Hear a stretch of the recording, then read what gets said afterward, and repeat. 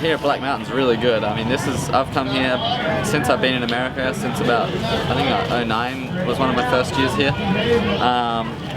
And this is the best one that I've been to yet.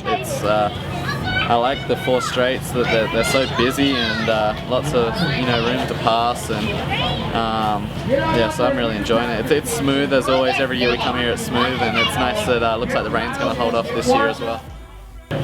Race day, like when they're long days, it's a lot of just switching on, switching off, and basically just try to keep that switch on period as short as possible, and just turn on quick, go to the lap, and then try to switch off again. And for me, I'm pretty routine based, so getting a bit of a rhythm at the beginning of the day, and then just sort of try to keep that rhythm rolling, and then it sort of just almost becomes habitual as you get up to the gate. It's just to try to make it a habit to do things well.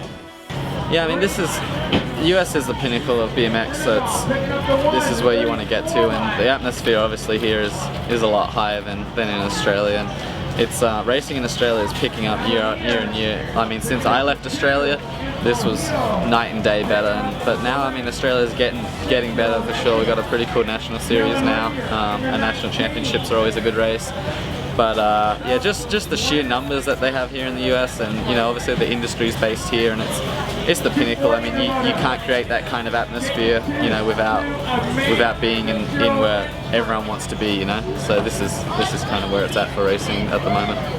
I mean, all of our guys are over here. Anthony's here, Kalen was here in them years. All of our top Australian guys end up over here generally, but every time, it's like anything, you go back and you race guys on their home soil, and that they go up a notch. So it's not easy, just like for us, me and Anthony, for example, to go back to Australia. It's not like we just go back and completely dominate. Those guys are good, and they're pretty eager to try to beat us as well. So there's a pretty good depth of guys there when you race in Australia.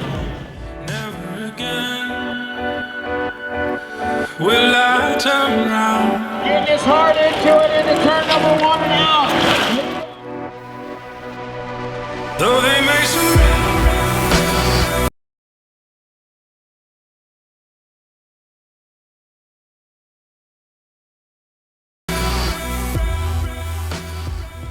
Physically and mentally in the off season, that's the time you have the time to work on these things. So physically, I guess, yeah, the training, you finally have that time to just put the work in every day, and have like that structured routine of things not changing compared to how you felt on the race weekend or this or that. You can put that work in, and I guess work yourself to the limits, which is really nice physically. And then mentally, I think, I don't know, I'm just competitive by nature, and I'm always waiting to get back in the gate. I love that, and so having that time to, I guess, work on mental routines, rehearsals, and things that make you tick, and things that make your training better that you can implement into the racing. That's all the time you can work on all that together. So that's, I guess, keeps you in the game, and the season comes up before you know it.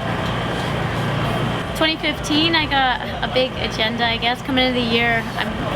I definitely, obviously, want to race this USA BMX series. They're giving the girls a great opportunity to race on the Supercross tracks, make a bigger stand with the payouts and whatnot, and I just think all those things are great, and I want to support that, and definitely want to keep chasing this American title.